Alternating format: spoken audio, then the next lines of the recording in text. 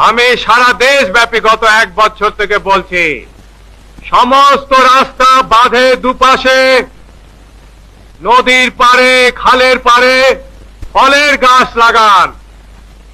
এইরকম ভাবে সারা বাংলাদেশ ব্যাপী যদি ফলের গাছ লাগানো হয়, আম গাছ, কাঁঠাল গাছ, যা খুশি লাগান।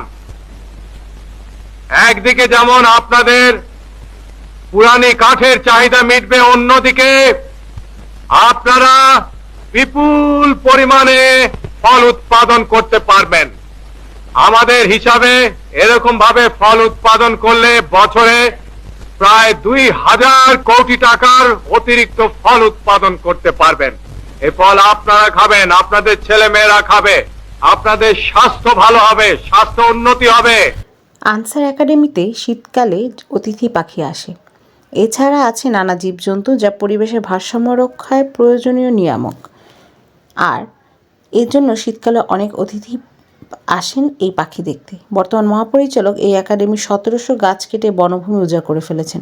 কোনো স্থাপনার অন্তর্গত এলাকার গাছ কাটার জন্য কিন্তু বন বিভাগের লিখিত অনুমোদন প্রয়োজন হয়। সেই অনুমতি তোয়াক্কা না করে উনি একাডেমির ছায়া কমান্ড্যান্ট ওয়ারেন্ট অফিসার এর যোগ সাজসে সকল অন্যায়গুলো করে চলেছেন।